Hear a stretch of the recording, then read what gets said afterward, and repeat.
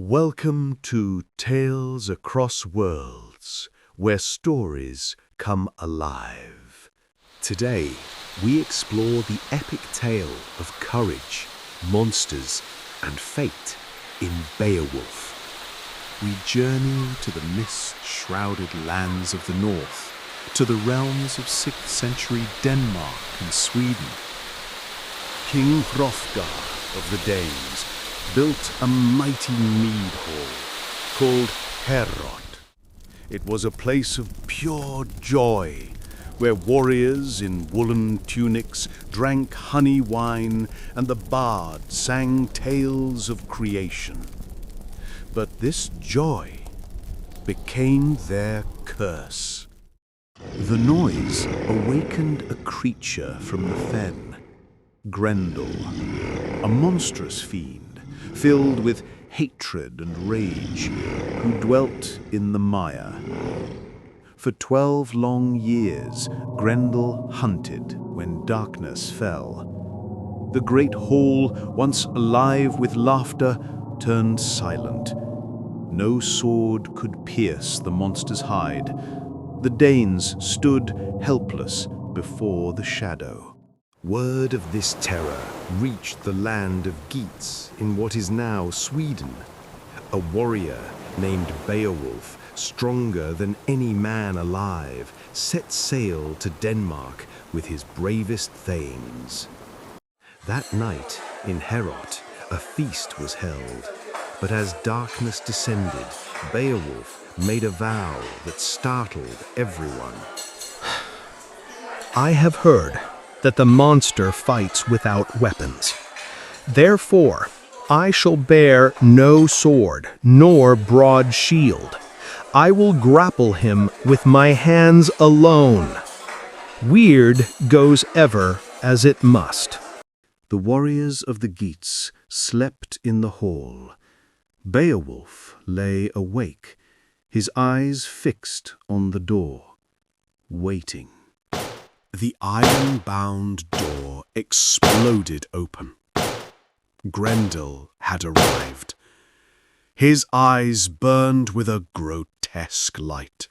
In one swift motion, the monster seized a sleeping warrior, ripping him apart, drinking his blood. Grendel reached for his next victim, but met a grip harder than iron. It was Beowulf. They wrestled violently across the floor. The hall trembled. Grendel, for the first time in his cursed life, knew fear. He struggled to flee, but Beowulf's grip would not break. With a sickening tear, Beowulf ripped Grendel's arm, shoulder and all, clean from its socket. The monster howled in agony and fled into the night to bleed out in the darkness. The severed arm was hung from the rafters as proof Herod was saved, or so they believed. Vengeance arrived the following night. Grendel's mother, a swamp hag more terrible in her fury, struck the hall. She retrieved her son's arm and slew the king's most trusted advisor. Beowulf tracked her to the mere, a boiling, blood-stained lake crawling with sea serpents. Without a moment's hesitation, he plunged into the depths. He sank for what felt like hours. She caught him, dragging him into her underwater lair. Beowulf struck with his sword, Hrunting, but the blade failed against her enchanted skin. She pinned him down, drawing her dagger. Beowulf seemed doomed. Then he saw it, an ancient sword of the giants, far too heavy for ordinary men. He seized it and swung with all his might. The blade sliced clean through her neck. The hag collapsed. Beowulf found Grendel's corpse, severed his head, and swam upward. the water turning crimson with victory.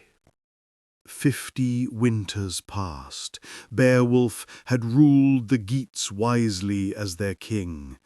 He was aged now, his hair turned to silver. But peace shattered when a thief stole a golden cup from a dragon's hoard. The dragon unleashed fire across the countryside. Beowulf knew in his heart this would be his final battle. He marched to the dragon's barrow, but when the flames came, his men fled in terror. Only one remained, young Wiglaf. Beowulf's sword shattered. The dragon's fangs sank into his neck. Venom coursed through his veins. But with Wiglaf at his side, Beowulf drew his dagger and delivered the killing blow. The dragon fell dead. The old king sat, gazing at the gold he had won for his people. He thanked the fates, weird, and his spirit departed this world. The Geats built him a great barrow on the cliff top, visible to sailors from distant waters. They buried the gold with him, as useless to men now as it was before. Thus passed Beowulf, king of the Geats. They said he was of all the kings in the world the mildest of men and the kindest, the most gentle to his people, and the most eager for fame.